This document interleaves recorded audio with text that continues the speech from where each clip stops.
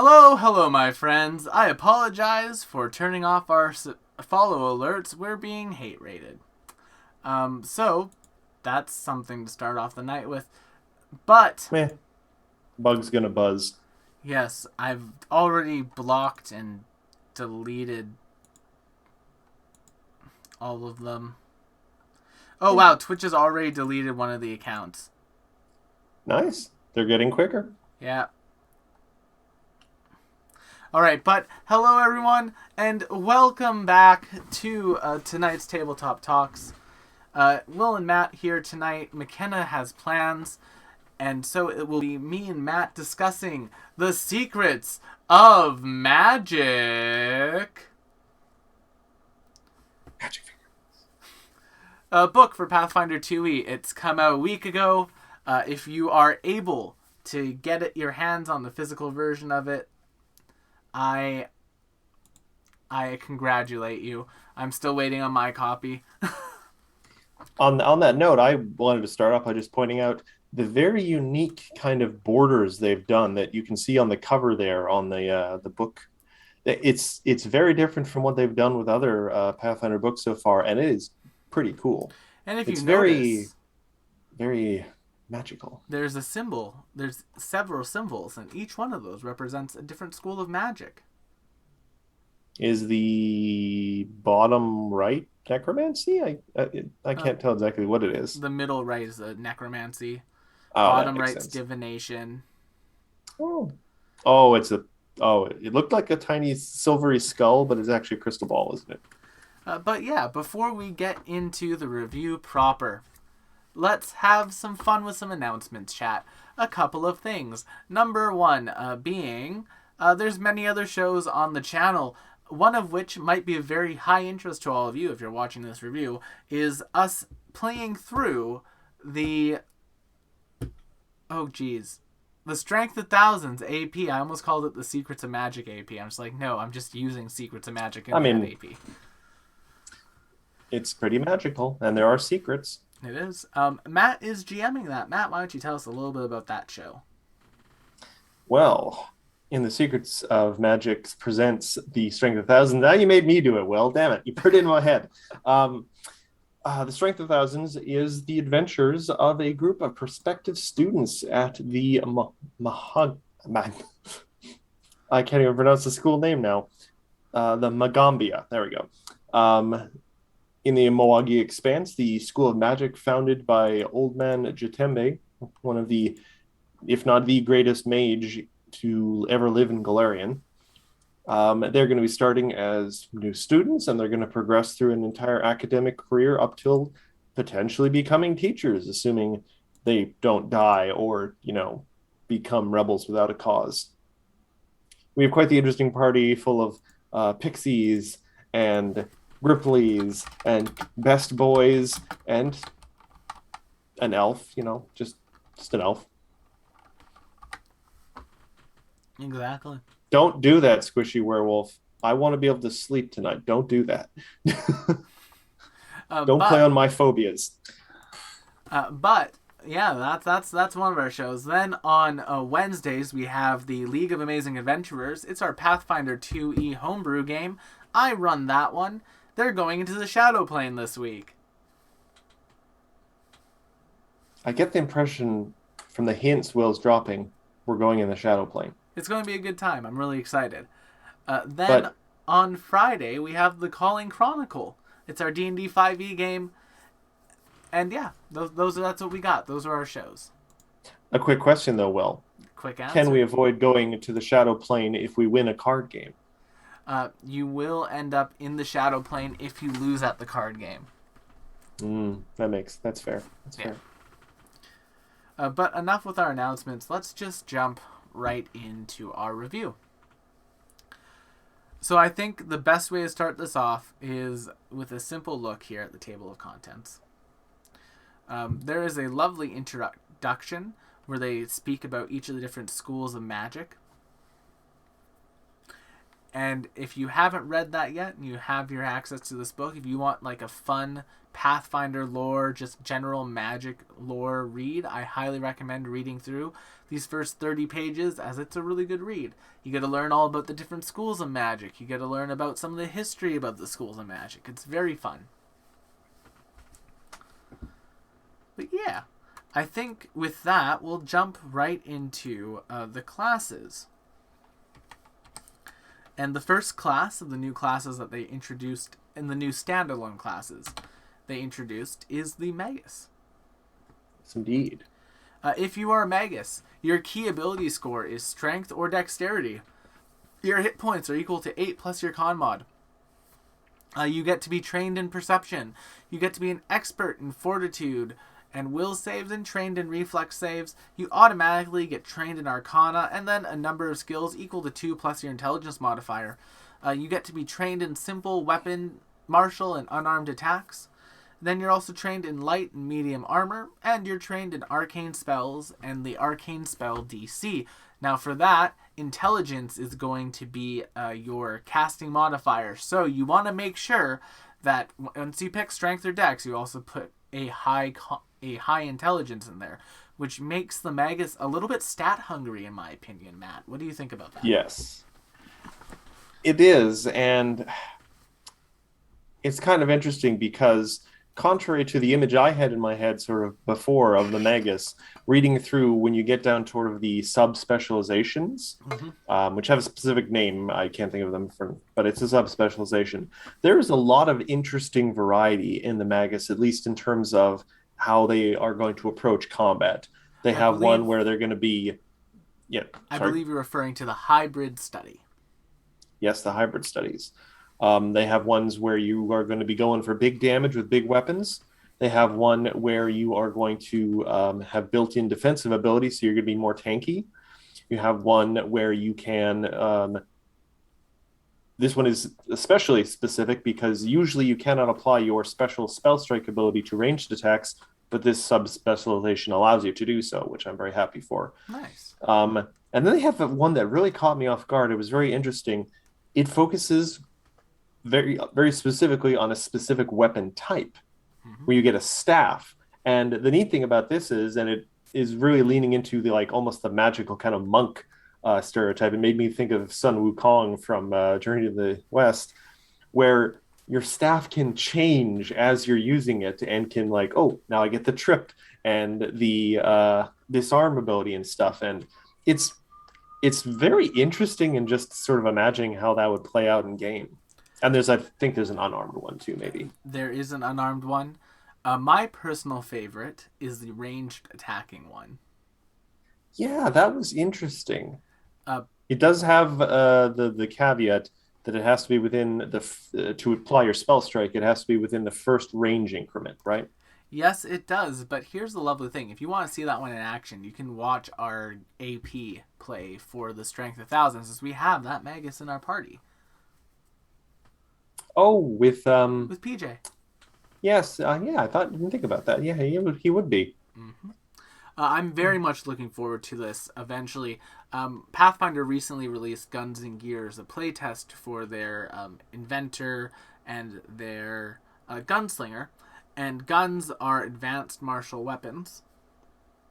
Advanced martial weapons. Yes, which means that if you are a human at level 1, you can take a general feat to give yourself training in advanced martial weapons with the weapon training feat. And you can create a Magus sniper. I was wondering about that. Mm-hmm. Now, could you also then take a human but with versatile heritage to make a non-pure human magical sniper? Yes, you could. Okay, I like that a little bit more. You could do that, or else you could just wait till you could use a bow until level 3 if you were any other ancestry. Apart from Garl, I don't think I've ever played a basic human. Well, that's fair. I play a lot of them because I like to min-max. And humans are the best for min-maxing some things. They kind of are. Though elves are pretty good for min-maxing other things too. Elves actually make really good maguses, ranged attack Oh, I bet. maguses specifically. You take a hit to your con, but you shouldn't be getting Yeah. hit if you're playing that version of the class anyway. And in a way, that kind of helps with the stat hungriness of the Magus in a way. Yes. Because if you're doing a melee Magus, which almost all the rest of them are, you probably want to put at least a little bit into con, and that's going to take away from your strength and your int. But as you pointed out, if you're ranged, you can let a little bit of con slide. Mm-hmm. Because if you're getting hit in melee, you're already doing something wrong. Maguses have the new spells per day system, have the more spontaneous bardy one that summoners also have, where you lose spell slots as you level. Oh. So that's fun. It's a fun little build around thing. Oh, that kind of makes me think of warlocks from 5e. It does. But yeah, let's talk about some of the Magus feats. So fair warning, if you're not a human, you won't necessarily be able to get a level 1 Magus feat at level 1. Really? Yes, you don't get a feat at level 1 as a Magus. Because you get so many other things from the class itself. It's similar for clerics and I can't remember what other class, but there's a couple other classes that don't get a feat at level 1. This is one of them. If you do want a feat at level 1, you can take the human and you can take the natural ambition human, which gets you a first level class feat of your choice from the class that you have a level in. All right. But yeah, the first level feats are interesting. You got Arcane Fists. It's what is the punching magus that we talked about earlier. You, of course, can get a familiar. And this one's interesting. It's called Magus Analysis. And this one I was very much looking into because I thought it was very cool. You make an assessment informed by your knowledge on a creature. You attempt to recall knowledge check, and you get a +1 circumstance if you previously hit them with a strike on your turn. It's sort of like a very conditional investigator feat. It is, but if you succeed, you get to recharge your spell strike. So instead of having to take your action to recharge the spell strike just as a spell strike, you can risk it, and with the Magus Analysis, you can try to get a little bit of information on the creature and recharge it. Yeah. It could be very useful for fights where you're a melee Magus and you're not moving that much. An interesting thought occurs to me too, Will. While it would often be annoying to use a action to have to recharge your spell strike, Mm-hmm. um, I'm just wondering if you could pair a ranged magus with a familiar, and while you're maybe not being as effective for a turn because you're having to redo your spell strike, you could do some shenanigans with your familiar. Yeah, you definitely could. Kind of switch off. And then there's Ray's Tome, which lets you use a spell book as a shield. That seems kind of risky, isn't it? Like, the spell book's kind of important. It is, so you always want to have an extra. That's what you'd use. Use an extra book, like a dictionary. Go the Caleb Widowgast route and just have two books in holsters under your coat. Exactly, because it doesn't say it has to be your spell book, it just has to be a book. Raise a tome, Yep. not raise tome. Raised tome is a bunch of squiggles on napkins held together by a staple. But as Shai's going to far get me for that one. as far as feats are concerned in the Magus, there are a couple that really like punched out to me as being very fun and useful. At level 2, you have the Expansive Spell Strike. This one lets Yeah. you use a wide variety of spells, so like you could fire an arrow, and it could then, when the arrow hits, based on where it hit, it would create a line spell like Innervation. So that one's really fun. Goodness, they don't really make the Magus look like a good guy in that one illustration. No, they do not. You have the Devastating Spell Strike, which is a basically like a splash damaging power attack spell strike, which is fun. And then you have a number of other ones that are just, very specific. I don't want to jump too much into them just so people can't watch this video to build a Magus. Yeah. There is one thing I do like too is the at the 10th level you get Cascading Ray, which allows you to essentially chain spells or chain an effect off hitting your first spell strike into people nearby, Yeah. which And is a little nutty. It's very fun. Now, as far as the Magus's role in the party, Matt, what would you consider it to be? Um, the Magus is an interesting spot because it can fill a number of roles, Mm-hmm. especially depending on what direction you choose to go with your spells. Like you could go entirely offensive in melee and just concentrate on doing big burst damage with delivering a spell off a strike. Or you could be sort of a disruptor in melee as well, where you take more enchantment based spells to cast while you're up in melee and stuff. Because one thing to note for a lot of spells in 2E until you get to higher levels, a lot of them only have 30-foot range. So sometimes that involves putting casters in danger, but with the Magus, that may not be such a problem because you're going to have armor, you're going to have spells and stuff to defend yourself. Or you could potentially, as with the ranged one, be a very effective range kind of nuker. Because one of the problems with ranged attacks, often in this game, unless you do crazy things to your weapon, is that there's a bit of a soft cap in terms of the damage you can do. Like melee weapons are always improving with your strength, but ranged weapons, not as much. It's kind of the trade-off between range Yeah. and melee. The utility of the range and like the Yeah. versatility of being able to target things and not move, versus the versus Power. everything Yeah. else. So yeah, the Magus can kind of offset that by loading up his the arrows or bullets, as you've pointed out, with some extra oomph. Um, or you could just do for crazy utility casters because you can do some crazy stuff with the staff Magus. You can trip and disarm, and apparently there's a later feat that lets you fuse other weapons with your staff, There is. which is so there's a lot to do with the Magus. Anytime you add magic to a class, there's a great amount of potential for varied roles. You may not be the best at any of them, but you will certainly have a lot of tools in your bag. Matt, do you have any recommended builds for the Magus? Just because it's not often seen, like God, I'm having a hard time remembering any time we've had a dedicated ranged fighter that wasn't a pure caster for ages. I would almost think it would be fun to try and build the arcane sniper. They have a sample build in the book for it. I think that would be pretty cool, and it kind of goes maybe too with the flavor of the class. Kind of a dark and secretive loner who hides in the shadows and then just bam shoots a lightning bolt at someone. Yeah, no, that's a solid one. Um, for myself, I'd recommend a orc sniper, an orc magus.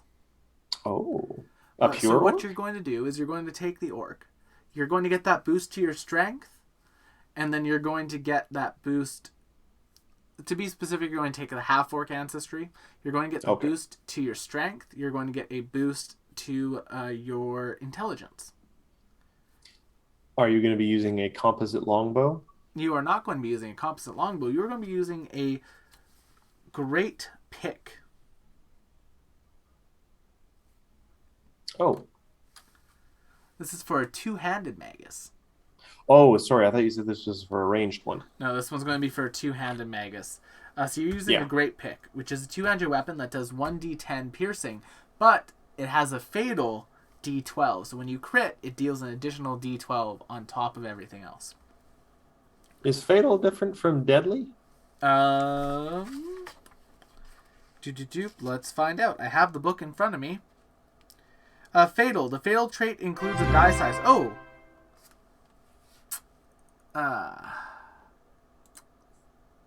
And banned. The fatal trait includes a die size. The damage die increases instead of the normal die size when you hit. Oh, so never mind. Fatal's even better, so it becomes a d12 on a crit. Okay, so it upgrades the actual damage of the base die rather than just adding an additional smaller die. Exactly. That gets into really crunchy number stuff like which one is better? I probably couldn't figure that out. It does, and I really love it. But you take that with the orc, and you essentially create a You essentially create a Magus. Eventually, you're going to want to multi-class feat into fighter. Because if I'm right, I might be Does wrong. I might be this completely misrepresenting this build in my mind. So yeah, the does spell half strike is 2 actions. yes, but it does essentially do two things for the cost of the Yes. one. So you So don't really need to go into fighter. Uh, you can take that two-handed power attacking one we talked about later on to get some power attacks on your spell strikes, which would be very helpful for damage. though, does power attack have a slight negative to your accuracy? It does not. It Or just oh, increases the map. It counts as 2 attacks for map. okay, so that wouldn't make much of a difference. But using that Because one it Magus feat, you can effectively power attack spell strike, which is yeah. disgusting. That is one thing I do worry slightly about the Magus because a lot is riding on getting your spell strike off. Yes. You want to be accurate. And the Magus is actually one of the few casting classes that I would highly recommend Produce Flame. The Explain. spell Produce Flame has some interesting effects, specifically on a crit. It gives persistent damage on a crit. Ah, okay. So while Electric Arc is able to hit 2 targets, with a Magus, if you're going single target two-handed weapon, you spell strike with the Produce Flame, you crit with the pick. You're dealing a d12 plus your strength mod, which is maxed out, plus the effect of the Produce Flame, plus a bunch of persistent fire damage. And remind me too, Will, the one of the benefits of the spell strike is that you only have to hit with the melee strike. And then if you do, your spell also hits. I believe so. I think that's the benefit because otherwise it would be kind of Yes, that that is I the think benefit. that also does help offset, because one of the reasons, for instance, for Garl, I didn't, with all her RuneScarred stuff, I didn't take any attacking spells, is because her spell hit would be very low because she has not a spellcasting high stat. But with Oh, this, you don't have to have maxed intelligence. You don't have to worry about hitting with your spell. you do not. And then, of course, if you took the half-orc or human tree for this version of the two-handed Magus, you would pick up the armor proficiency. And because you have trained in medium and light armor as a Magus, you would get trained in heavy armor. So you could be wearing full plate and doing this.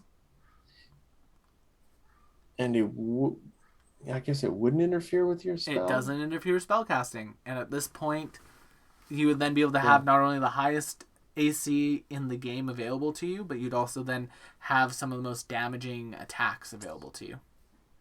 Now, I know there is, for every armor set, there is a strength thing that allows you to ignore the speed and dex negatives, Full right? plate is 16.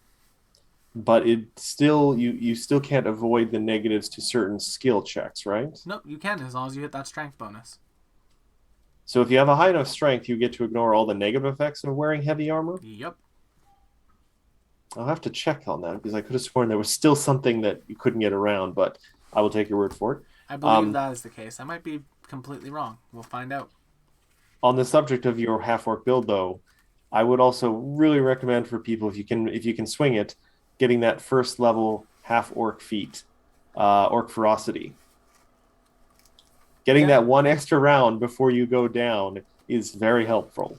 Yes, it's definitely a good feat tree for the Magus. Yeah. Unless, of course, the monster attacking you still has subsequent attacks. You have 1 hit point now, smack. Hey, but that's still another attack that went onto you instead of a party member. Yes. But I think this is a good time. So that's our thoughts on the Magus. Matt, if you had to give the Magus a score out of 10, what would you give this version of the Magus? Ooh. A hypothetical score out of 10. 10 being like the best, you must play this class. It's super fun. Highly recommend. 1 being don't touch this class with a 10-foot pole.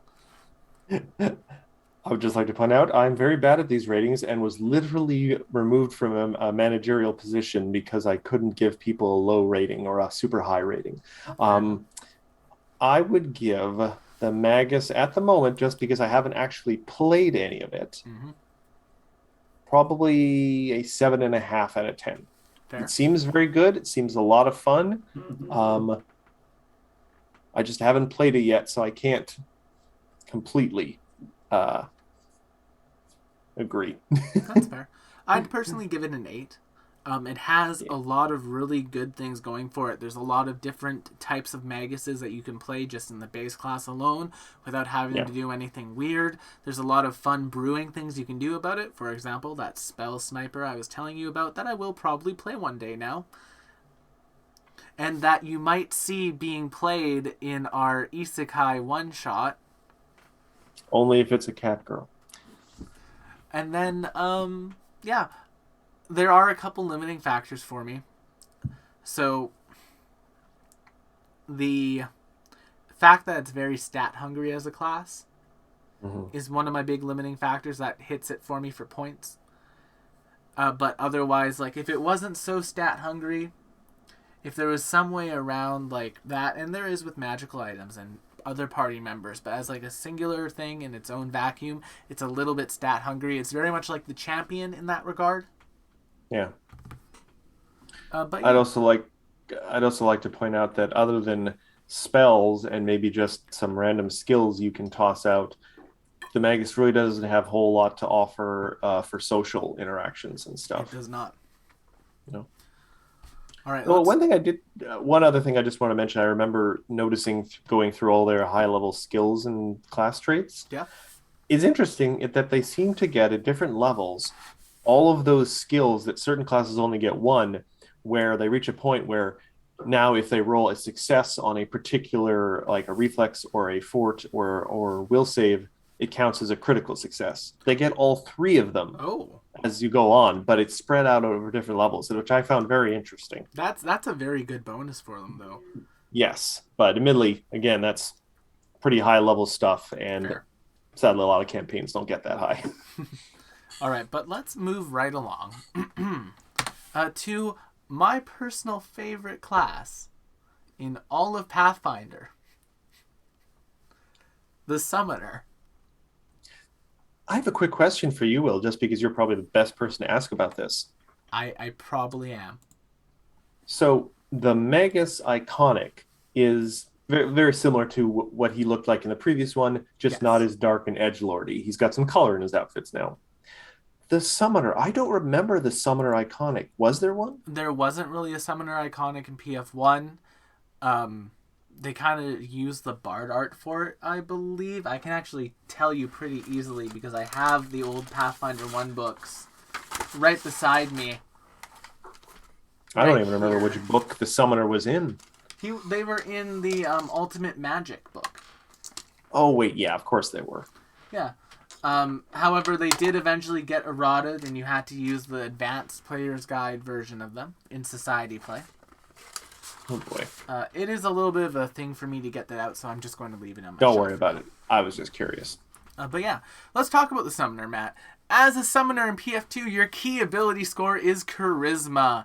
It's what your spell DC is going to be based off of, so that's very important to know. Your hit points, you get 10 plus your con modifier. You are the least squishy of the casters. There's a very specific reason for that. There is a very specific reason. We'll get into that shortly. For your initial proficiencies, you get to be trained in perception, an expert in fortitude and will saves, and trained in the reflex saves.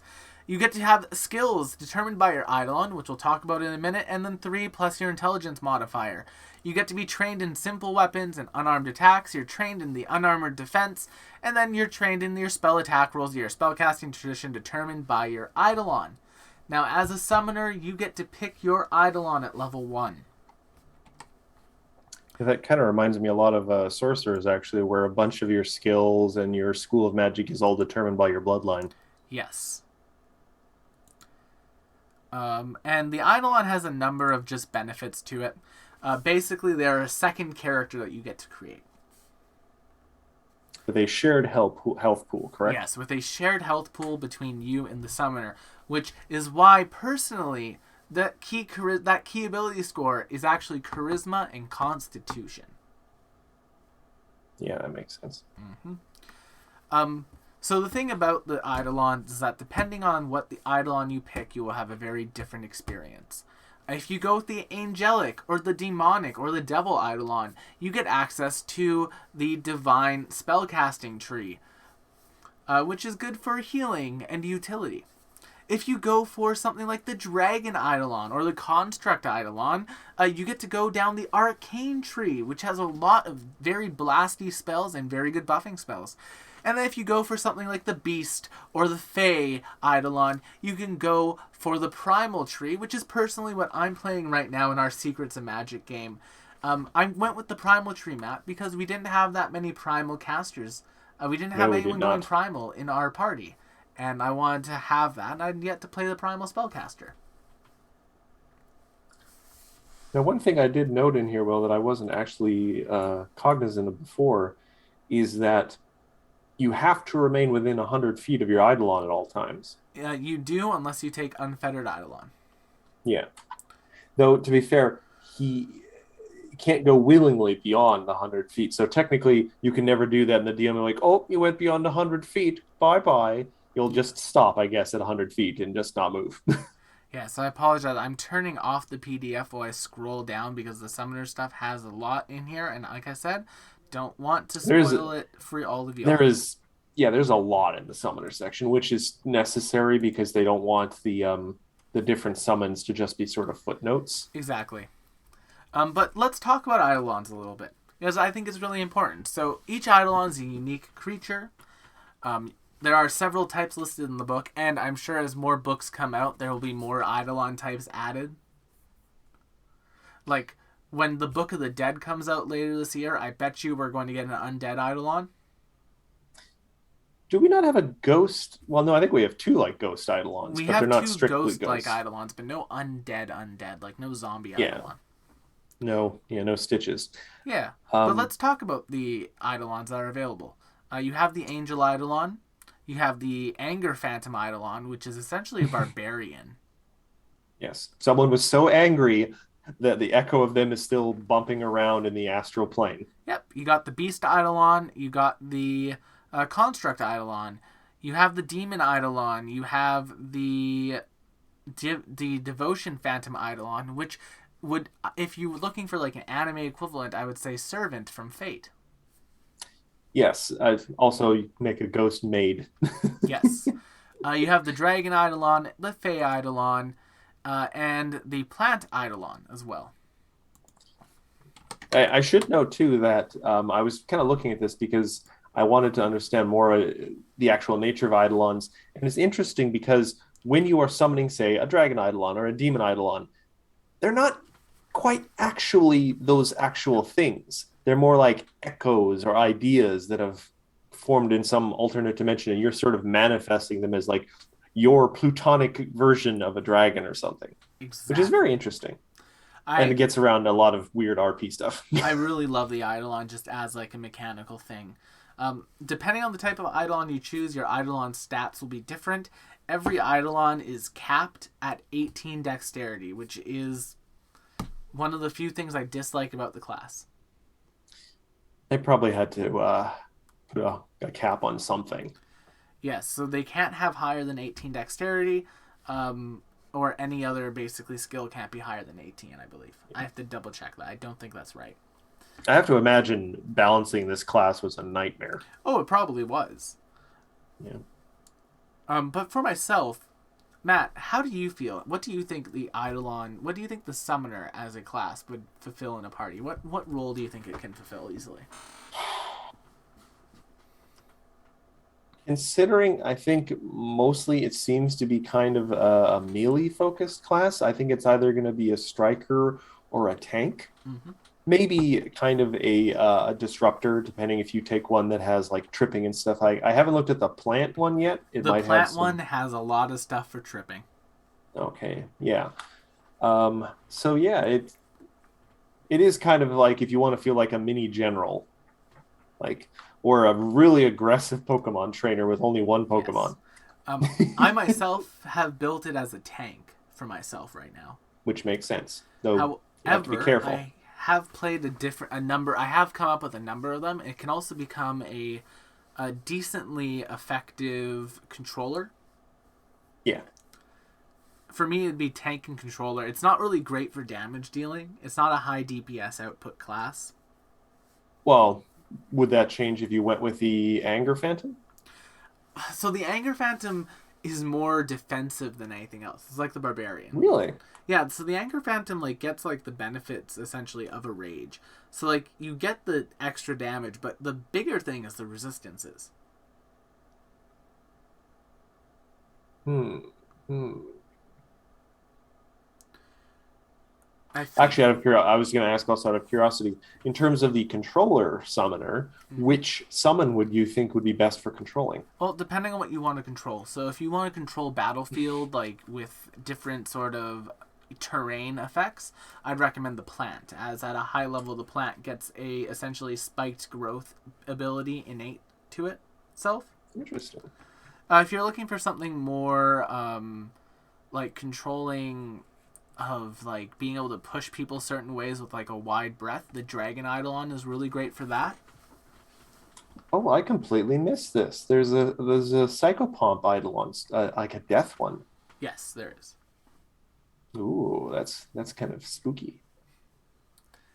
But yeah, let's see. So we've talked about that. Depending on what Eidolon you choose, you get to pick a different spell tradition. So it's very much like the Witch in its utility. So you can, if you want to play an X type of caster, you can do that really easily with Summoner. Yeah. If you're looking to fill a specific role in a existing party or one that your friends are making. Unfortunately, they suffer from this. They have the same thing that the Magus has, in that they lose spell slots as they level, and they get traded Uh, out for higher level ones. So you're going to be doing a lot of micromanaging on your spell list, unless you're me and you chose nothing but heightenable spells. I mean, that can work. Mm-hmm. I do wonder, are you of the opinion, Will, that this book, with these two very not only spell heavy ones, but classes that you need to juggle your slots, are maybe not classes for new players? Yes, I would definitely say that that is the case. This Hmm. is its own standalone book, not for new players. If it is your first time playing Pathfinder 2e, I would not suggest that you play a Magus or a Summoner. Like, it wouldn't say, hey, you should play this class, it's really good for beginners. Now, granted, if you wanted to play it, if you saw it and said, this is the fantasy I want to live out, go for it. They're Yeah. very easy to wrap your head around after a few moments of study, but just as the baseline, like I've never touched a TTRPG before, maybe play a fighter. Maybe play a fighter and take the wizard dedication and or the rune scar dedication. You can do some very similar things with those. Yeah. But yeah. So Matt, for the summoner, Yes. I don't think you've read into it as much as I have, but for Well, I have your certainly not read into it as much as you have. No. for your general thoughts on it, um, what would be your rating of the summoner? Like how do you feel about this class as a class? I'd actually give it about the same in a way, Mm-hmm. a 7.5 to 8. Fair. There is, again, a lot of variation. They put a lot of effort because there's only two classes in this book. They put a lot of effort into giving it a lot of variety. You can do a lot of different things, and especially where for this one, where the flavor is really kind of important because the summon is a big part of the character. There's a lovely variety in kind of summons and flavors, and it also kind of informs what kind of character you're going to be playing. Like a beast eidolon summoner is in personality and characters kind of probably going to be very different from like a demon summoner eidolon. Exactly. So there's a lot of variety, but in a way also perhaps a little even more limited than the magus. They are.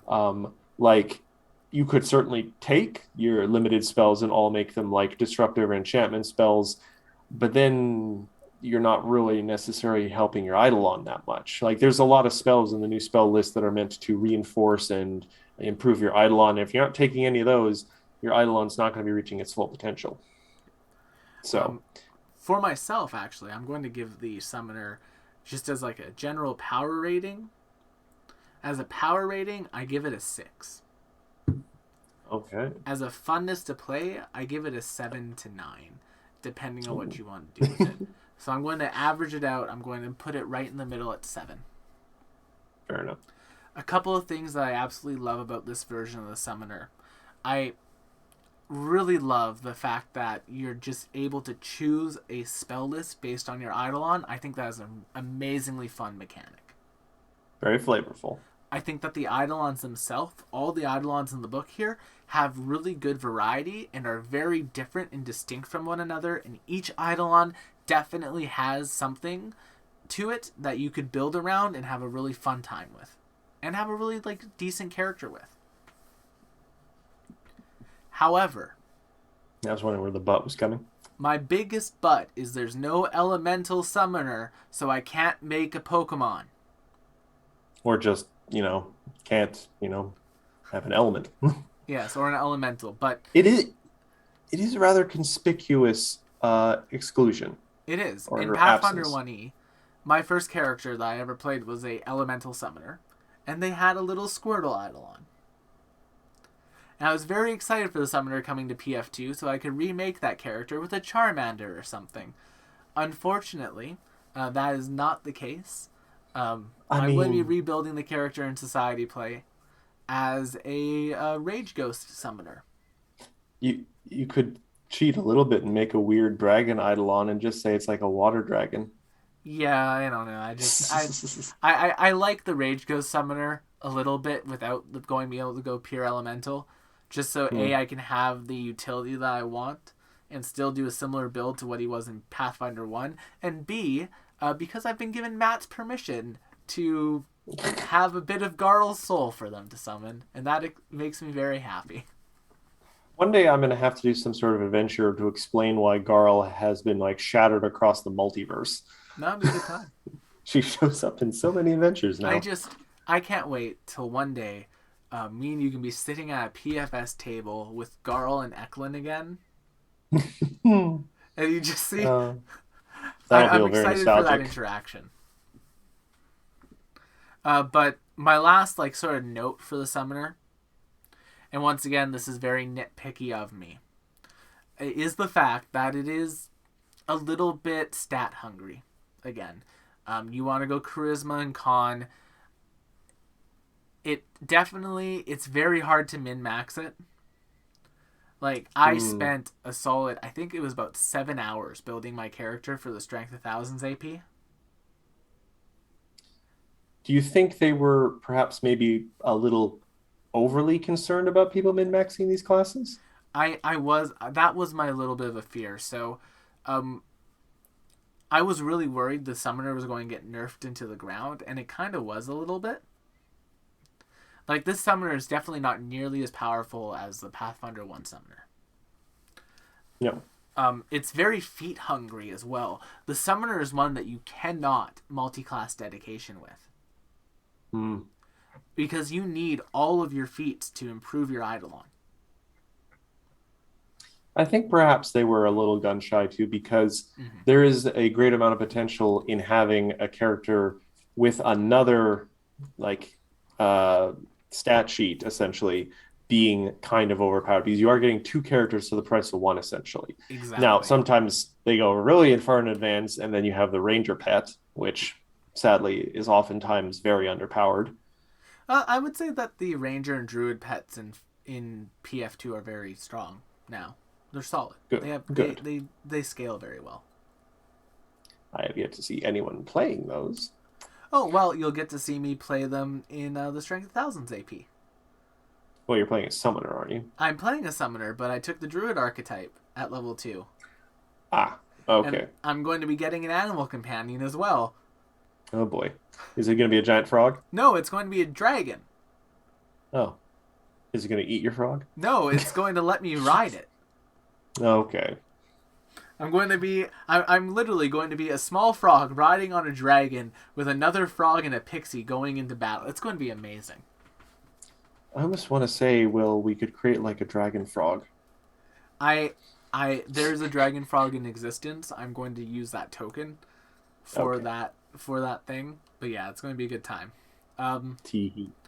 I will say, if you want to play a class in the Strength of Thousands AP, Summoner, really good choice for you. You can do a lot of fun stuff.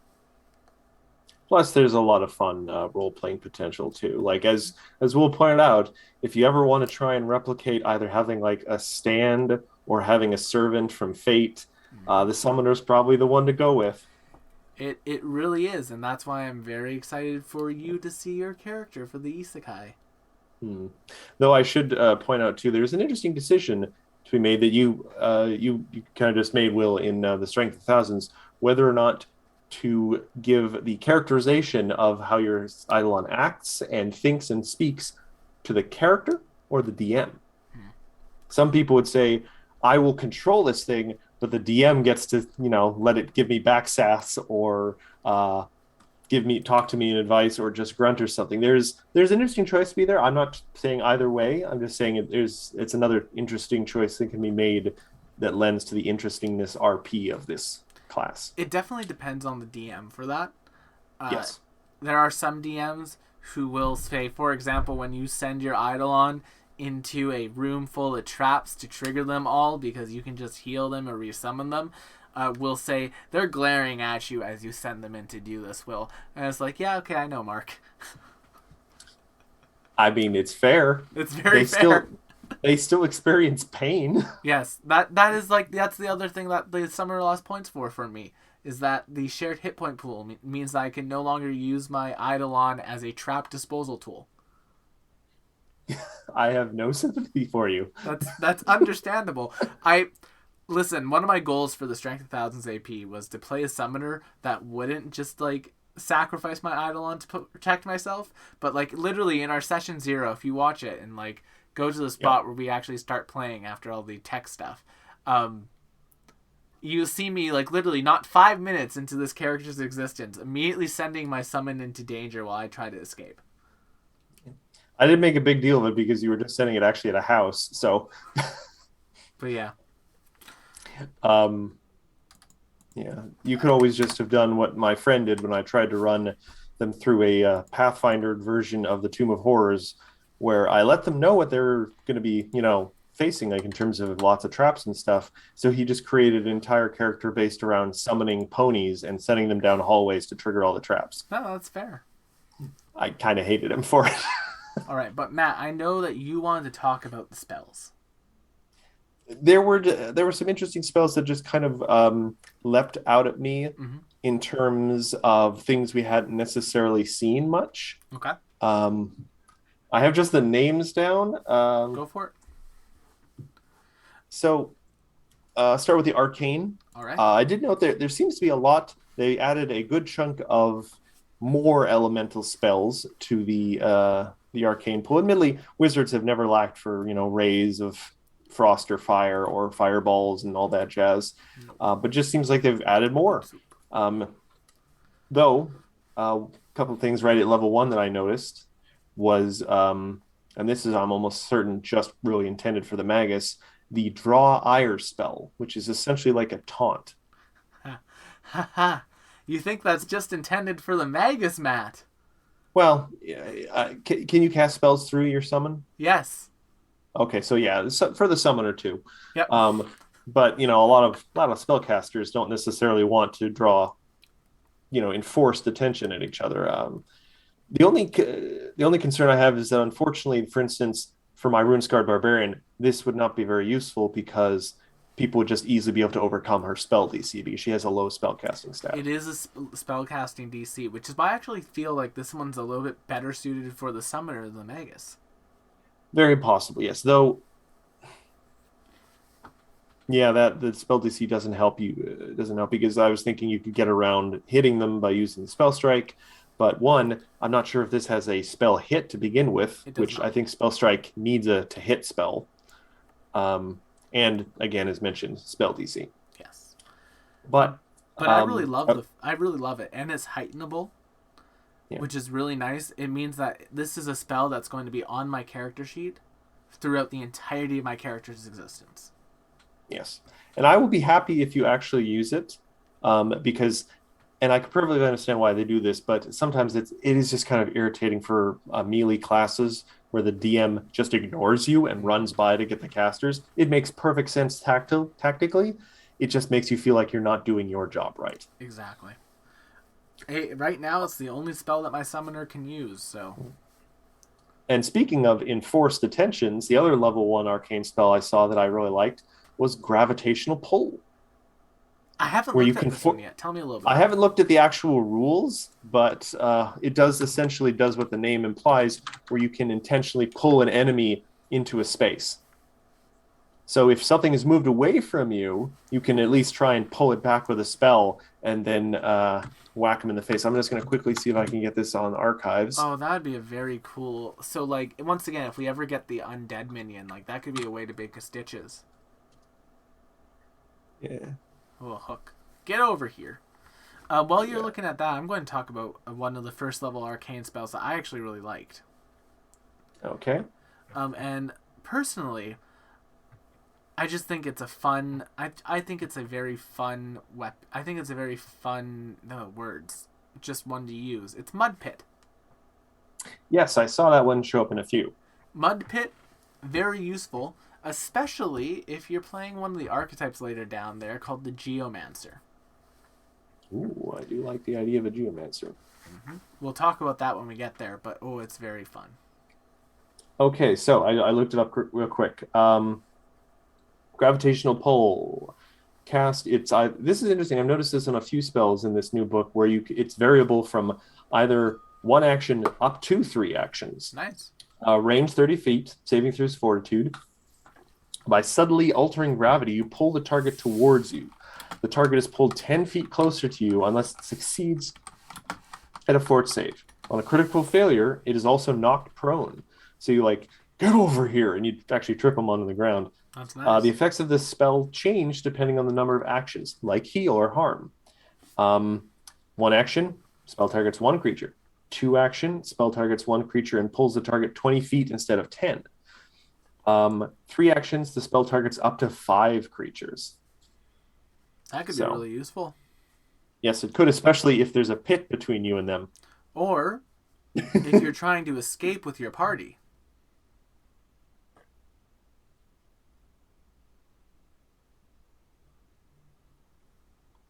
I'm not following. Well, you can have your part. You can choose to fail a save. Oh, you mean like so someone else can let you pull them towards you? Exactly. Yes. It's a mobility thing. I mean, I wonder if you could actually, if you're, say, pulling them 20 feet, could you just yank them across a chasm? Yeah, probably. Yeah, they would. Like it is pulling them in a straight line, so they wouldn't fall instantly. It's like a Exactly. Looney Tune. That could be very, especially for if someone's running up. Oh, I'm all this heavy armor. Oh, there's a chasm, Shwink. or someone with just really terrible athletics. Exactly. All right, so that's the level ones. Anything for level two? Yes, actually, a few. I Okay. can just quickly describe these ones. I'm not going to go super detailed with all these spells, but this is an interesting one and could be very useful depending on your party makeup. Mm-hmm. Elemental Zone. Oh yeah.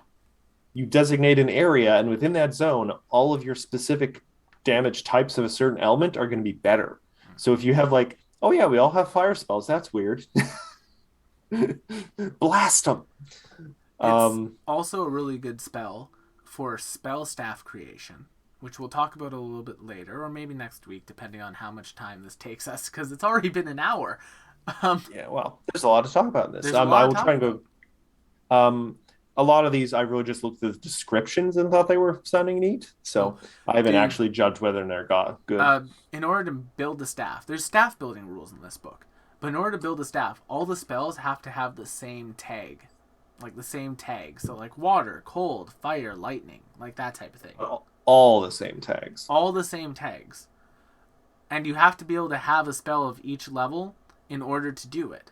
So what I've done essentially with the wizard that I built is I took that thing and I wanted it mainly as a hydraulic push machine, just so I could have a way to keep people away from my caster or away from my party members. But I needed to fill a couple spots. So I threw elemental zone into those just like as like a water zone, just to help out my pushes a bit. It's a very useful spell.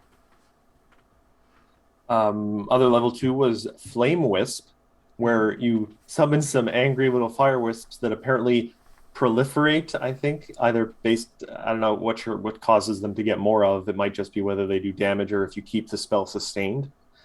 But the idea of just creating this ever-growing swarm of fiery wisps is pretty cool. Yep. Um, Instant armor, which shows up in a lot of these spell lists now, but I think it's just a neat idea. We're like, oh, I'm not wearing my armor. Yes, I am. You can make a Power Ranger. You can. Um, moving on. Second, I thought that said level 13, but it's level 3. I didn't put a Oh, space. before we go to level 3, I'm going Oh, to sure. mention one more level 2 spell that I really like. Sure. Ignite Fireworks. So is this just like magically created fireworks where you Yeah. just throw them and then they pop, pop, pop, pop, pop, pop? Yes, exactly. Okay. Um, Specifically, this is actually a spell to let me build another one of the Genshin's characters. Yes, I know exactly which one. Yes, Yo-Yo Mia. If you this spell is heightenable, so as a magus, you use her as a magus, and you can actually build her with that spell and with a number of other spells. It's very fun. Anyway, And continue. with the Level bow 3. in. Level 3, I think I have a fascination with gravity magic because I found gravity well at this one, where you pick a point, I suspect, and you can just yank people towards it. Yeah. And this one sounded interesting to me just because it sounds like you could make a railgun. Magnetic acceleration, Yep. It and not is. the peasant railgun, which was the thing in D&D, which broke the rules, sort of. Have you ever heard of the peasant railgun? I have heard of the peasant railgun. Oh boy. This was very interesting and was I'll mention why in a second, but ooze form, Yep. where you turn into ooze. And I did notice they've peppered a lot more self-transformation spells in these spell lists now, They have. which is interesting.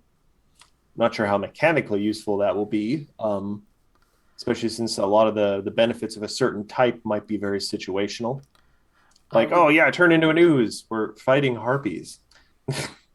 I would like to bet you, Matt. Yeah. I will bet you that our bard, that Zoe, takes roaring applause Yes. at some Which point. is an interesting spell. Mm-hmm. I imagine very situational, but Very. um, and time jump because I love gravity and time magic. Geomancy. Yep. Um, Level 4 had 3 that I just loved and were very interested in. Okay.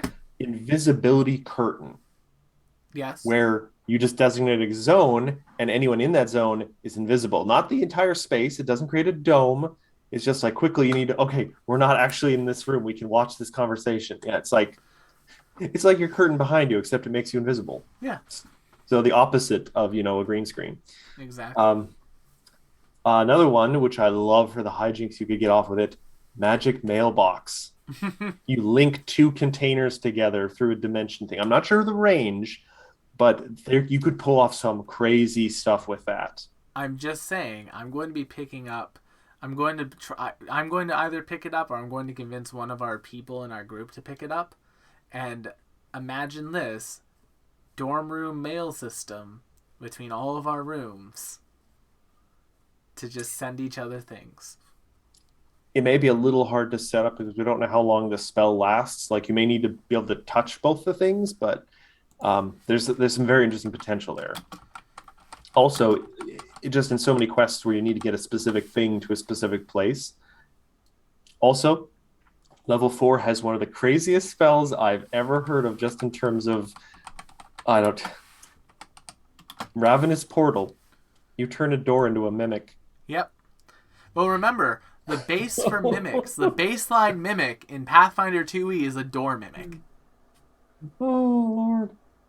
And I will say that the magical mailbox lasts a day. That's pretty good. 2 containers, each no larger than 5 feet in any dimension. Touch, it takes an hour to cast, but you do it in the morning. That's pretty damn good. Yeah. You could you could avoid, the whole scenario where, oh, we go get this thing, but on the way back we're accosted and the important artifact is stolen. You can completely avoid that then. As soon as you get the thing, put it in this box, please. And then it's right back in your dorm room or somewhere safe. Exactly. You can completely avoid it. Level 5 had a very interesting one that could be really useful if you use it cleverly. Rewinding step. Oh, It's the like a tracer ability. yeah, Yeah. or Yo-Yo from Agents of Shield. Yep. Oh, she also has super speed, so it's not actually that applicable. Um, I really like Mirror Malefactor. oh God, yeah, the illustration they have in the book of that is kind of horrifying. I think it's a very fun spell to use, as especially as like a control spell. It's very interesting, especially too from if you imagine how it works. Mm-hmm. Very anime power esque in a way. It is. Level 6, what you got for me, Matt? I have a cast into time, which is just a damage and debuffing thing, but I just like the idea that you throw them through time for a couple seconds, and it's very dangerous. I have Necrotize. Yeah, I saw that one. That pops up in a few. You cause someone's body to start decaying on them, and that is fun.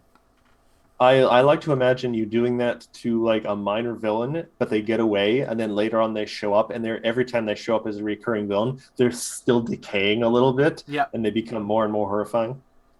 I would do that as a DM. Um, Also, level 6, unexpected transposition, Mm.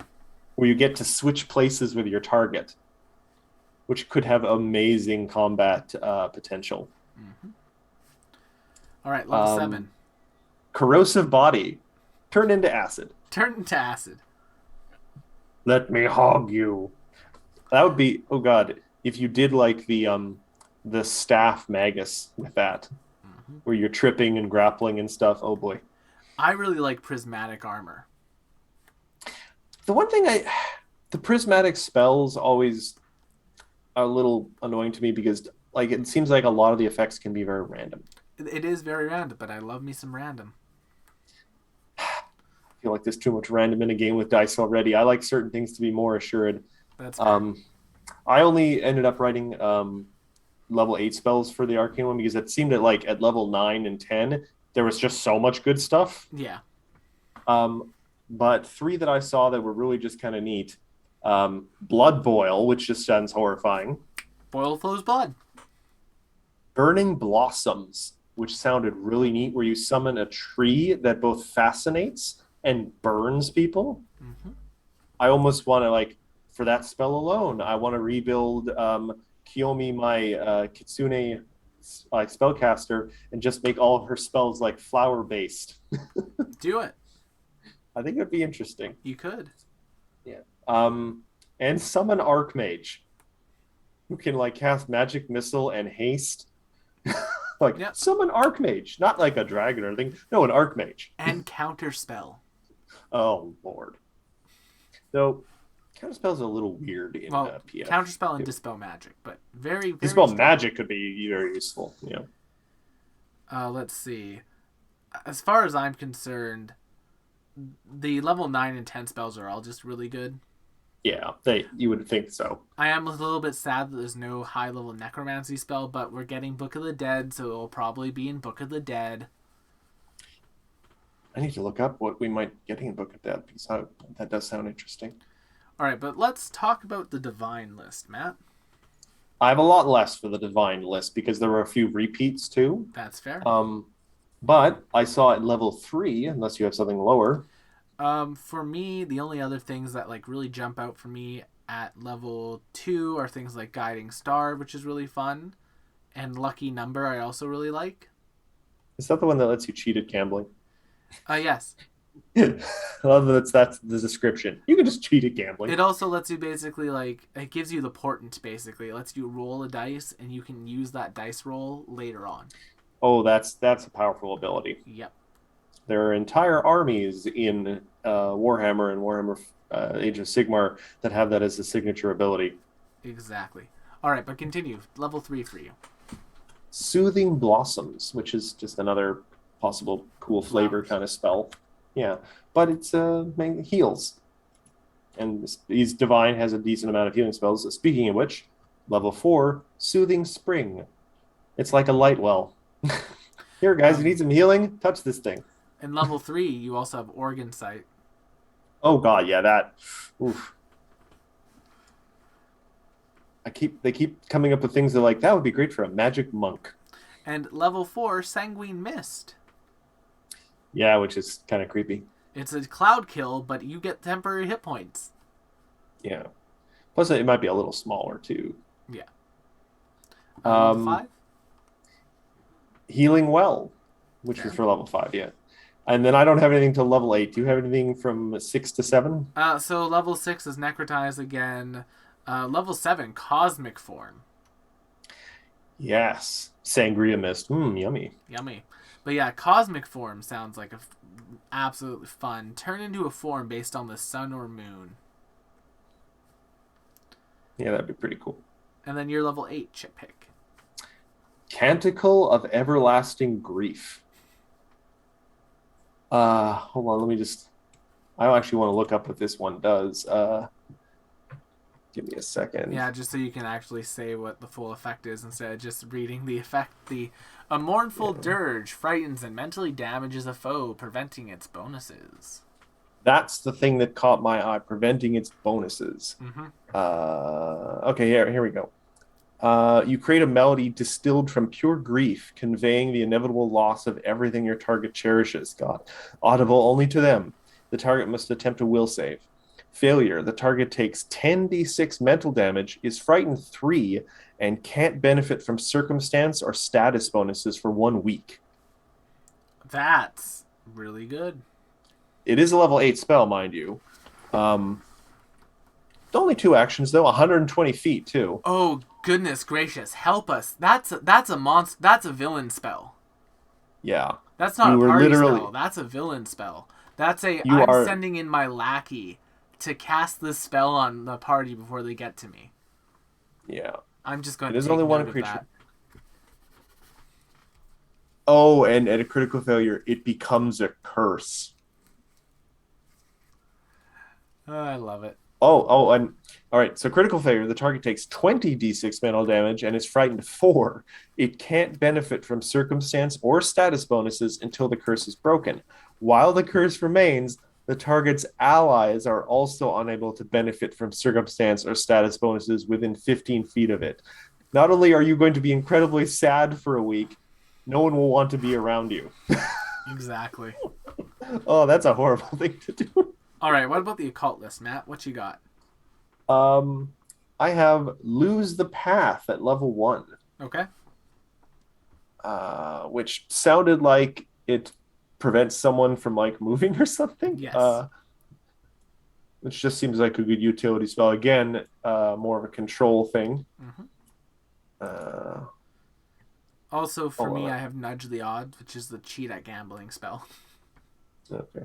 Yeah, Lose the Path. You surround a moving creature with lifelike illusions, shifting their perception of the terrain to subtly lead them off course. The target must attempt a will save, regardless of the result. A failure, the creature treats all squares as difficult terrain. Okay, so it's more of a slow thing. Yeah. Um, though, if they critical fail, you get to control their movement. Which could be really helpful. Yeah, though you can't make them walk into a lava pit. Please walk up to Garl. Yeah, like you thought you were gonna go after the wizard with 1 health. Nope. No, walk up to Garl and her hasted attacks. Exactly. Um, this other one was just quite crazy. It's at level 4, unless you have something from 2 to 3 that was interesting. Level 2, I have. Level 2, we had Persistent Servant. I really like that. Just for Oh yeah, like. that's interesting. Yep. It's just fun. It's something that's useful and fun. Level 3, Claim Curse. If your fighter's been debuffed, you can take the curse on instead of them. Yeah, I mean, very situational in that. Okay, it's okay for me to have this curse, not the fighter, but Exactly. could be really powerful. These curses are very annoying to get rid of. Mm-hmm. Level 4? Um, Tortoise and the Hare. You essentially you slow an enemy and haste an ally. Solid. Yeah, the foe is slow. A failure. The foe is slowed 1 for 3 rounds, and the other target is quickened for 1 round. It Mm-hmm. can use the extra action to stride, step, or strike. Ooh, and critical failure. The foe is slowed 1 for 3 minutes. Even better. Yeah. Plus, I just like the oh god. So there's another spell at this level I wanted to mention, Will, Mm-hmm. and it's called Winning Streak. But you know what I wrote it as? What? Winnipeg Streak. Ha! Nice. Yeah. Yeah, the winning Quicken streak. target, make it critical hit, spread the quickness.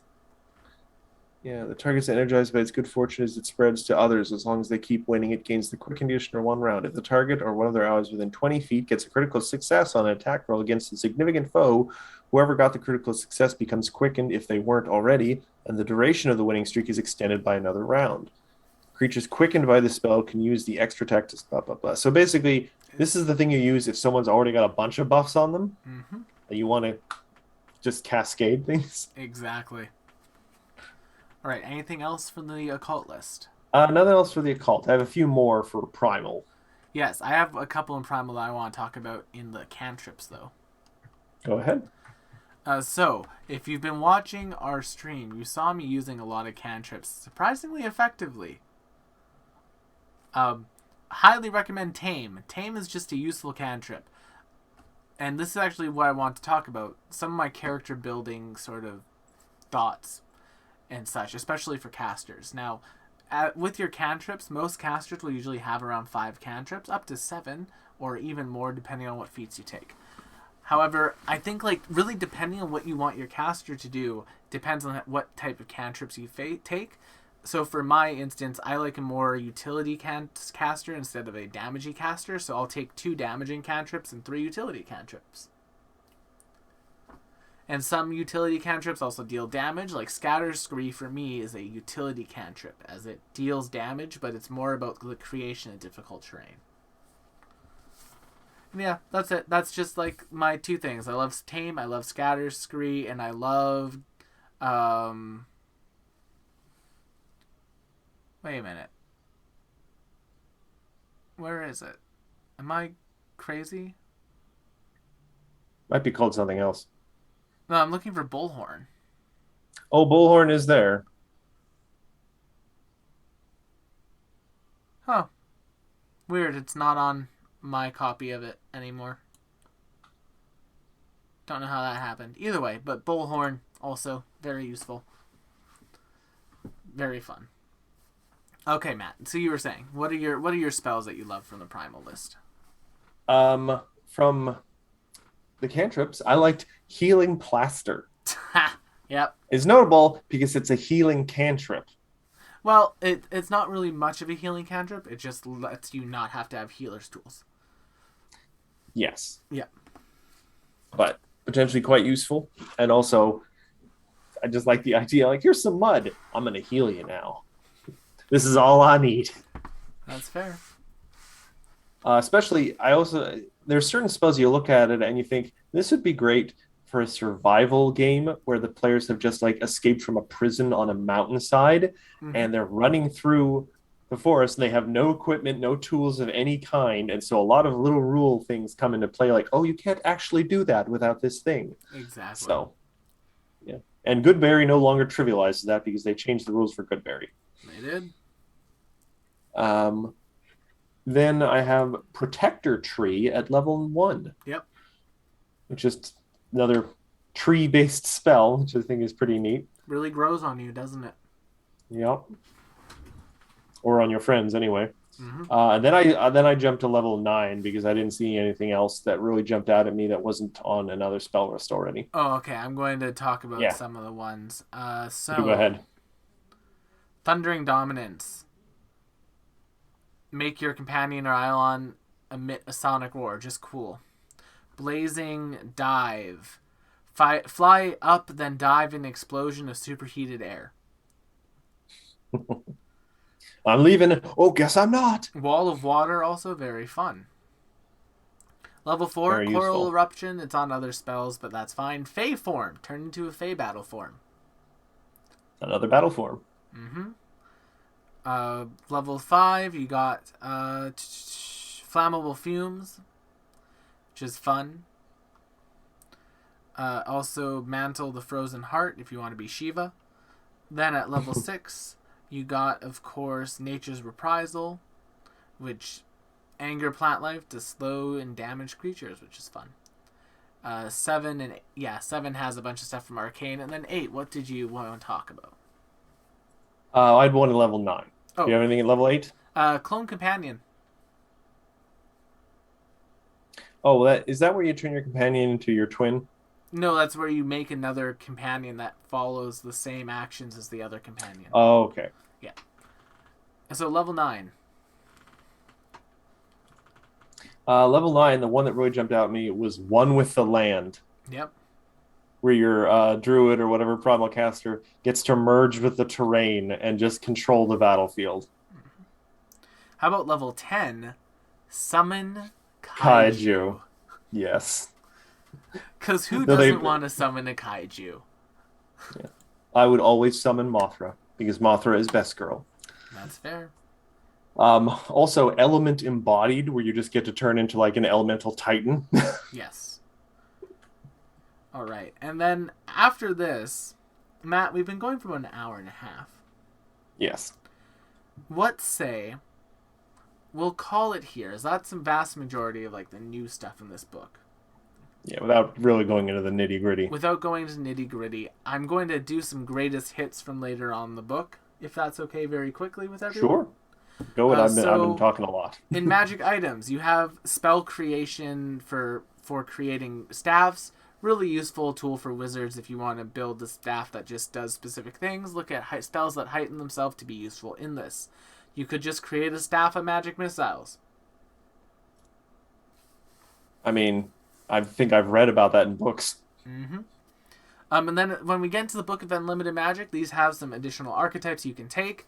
There's the Cartharic Mage. If you want to cast spells with emotions, that's the one for you. There's the Elementalist. If you want to be very specific to an element, that's the one for you. If you want to be a Geomancer and gain different benefits based on casting spells that have tags that match the terrain you're in, that's the one for you. That's the one where Mud Pit becomes really useful because it gives you a higher AC and temporary hit points. And I'd like to point out, air and the ground are almost always there. Exactly. Then there's Shadow Magic, which is just the ultimate edgy of Shadow Magicness. If you want to play the Magus Sniper, going Shadow Magic with that means that you just become the ultimate edge. It's just the ultimate edginess. It's amazing. Then you have the Soul Forged Armaments, which is basically the Starfinder class. What was it called, Matt? The Solarian, which is basically the Solarian and PF2. Then the Thessalonian Rune Mage, if you want to be a Rune Mage. And then last but not least, you have the Wellspring Magic, which is this game system's version of the Wild Magic Sorcerer. And you'll get to see that in Monday nights on our AP as one of our players is playing a Wellspring Mage. Should be a lot of fun. It should be. But with that, thank you all so much for coming.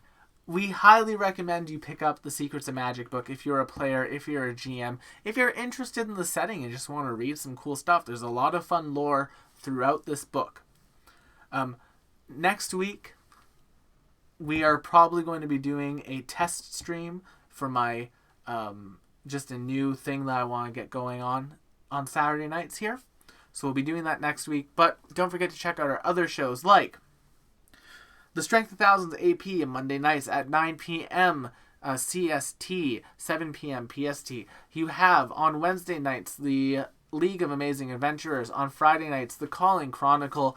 And then throughout the week, there's some other streams that I just do that are more fun and not tabletop RPG focused. Like, for instance, tomorrow afternoon, we're probably going to be playing the Wrath of Righteous Pathfinder computer game.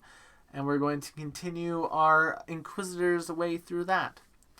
But thank you all so much for coming tonight. Don't forget to check out our other shows. Follow us if you want to see more tabletop RPG content, more Pathfinder 2e content even more specifically. And we will see you on the next one. Bye-bye. Have a magical night, everyone.